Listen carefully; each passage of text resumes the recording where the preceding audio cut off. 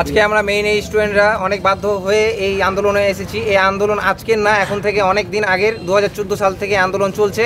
আমরা দেখেছি 2012 সাল পর্যন্ত সবাইকে সিডিসি দেওয়া হয়েছে, কিন্তু কি কারণে 2012 সালের পরে বন্ধ করে দেওয়া হয়েছে সেটা এখনও নৌ পরিবহন মন্ত্রণালয় আমাদের যথাযথ যুক্তি দিতে পারেনি। সেই কারণে আমরা বাধ্য হয়ে আমাদের সিডিসি নেওয়ার জন্য আমরা রাস্তায় নেমেছি এবং আমরা শাটডাউন দিয়েছি। আমরা ম্যাক্সিমামই ভালো স্টুডেন্ট ছাড়া এখানে মানে অ্যাডমিশন পাওয়াটা খুবই টাফ হয়ে যায় আমাদের জন্য। এখন এখানে যে আমরা পড়াশোনা করছি বা স্টাডি নিয়মিত হচ্ছে, কিন্তু এখানকার যে ইনস্ট্রাক্টর তারা মনে করেন যে এখানে যে আমাদের ম্যানেজের ডিপার্টমেন্ট, এই ম্যানে কোনো শিক্ষিত বা ভালো পর্যায়ে কোনো মানের স্যার নেই। অথবা তাহলে যদি আমাদের শিক্ষকই যদি আমাদের ভালো না থাকতে পারে, তাহলে আমাদের মতন স্টুডেন্ট এখানে কীভাবে পড়াশোনা করবে?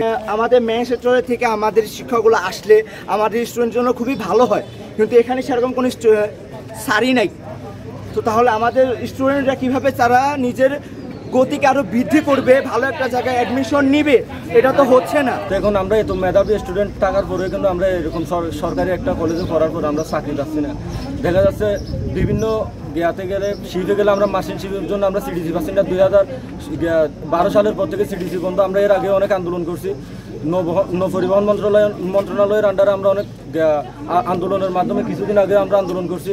এখানে কোনো ধরনের আমরা ফ্যাসিলিটি পাচ্ছি না, যেটা আমরা যেটা আমাদের যৌক্তিক দাবি এটা আমরা পূরণ করতে পারতেছি না। ওনারা আমাদের অনেকবার আশা আমাদের দিছিল, কিন্তু ওরা দেখা যাচ্ছে ওনাদের মতো ওনারা কাজ করতে যাচ্ছে। ওনারা এখানে কোন ধরনের কার্যক্রম চালু করে না, যেটা আমাদের যৌক্তিক দাবি যেটা মেনে নিয়েছিল আর কি, ওইটা ওনারা এখানে কোনো ধরনের কার্যক্রম শুরু করে নাই। এখানে এরকম আর কি।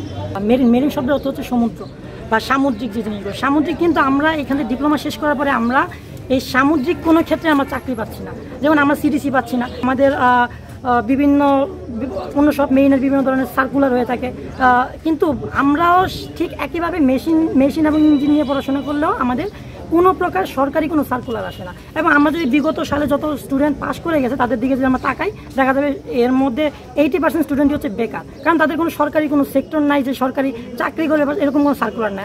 আমরা এখান থেকে 4 বছর পর পাস করার পরে মানে কোনো জায়গায় আমাদের চাকরি নাই। চাকরি করার জন্য আমরা সরকারের কাছে দাবি জানাই যে আমাদের সরকার মানে 4 বছর ডিপ্লোমা করার শেষে যেন আমাদেরকে সিডিসি প্রদান করে এবং নৌবাহিনী মানে আন্তর্জাতিক জাহাজ এবং বাণিজ্যিক জাহাজগুলোতে ওঠার সুযোগ দেয়। 3টা দাবি নিয়ে এসেছি যে আমাদেরকে 6 মাসের পিসি ট্রেনিং প্রদান করে ক্যাডেট সিডিসি প্রদান করতে হবে, এবং আমাদের দ্বিতীয় দাবি হচ্ছে আমাদেরকে মেশিন ও মেকানিক্যাল সম্পর্কে যেসব প্রতিষ্ঠান রয়েছে সেসব প্রতিষ্ঠানে আমাদেরকে নিয়োগের ব্যবস্থা করতে হবে, এবং আমাদের যে তৃতীয় নাম্বার দাবি হচ্ছে আমাদেরকে প্রশিক্ষণের মান উন্নত করতে হবে।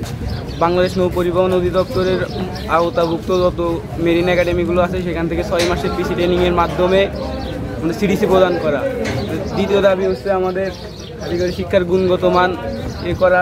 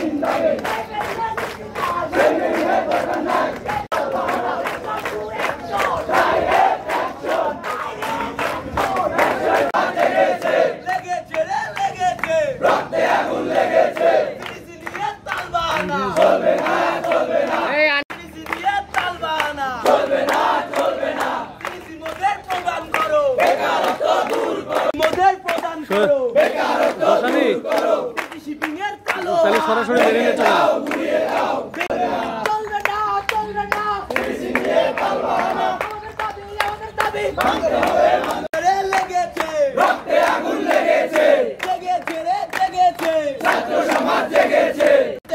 মানতে হবে 3 দফা 3 দাবি, কালো হাত ভেঙে দাও, ঘুরিয়ে দাও, ভেঙে নাই বেকারত্বের না আর না সিডিসি মোদের প্রদান করো বেকারত্ব দূর করো না সিডিসি মোদের প্রদান করো বেকারত্ব দূর করো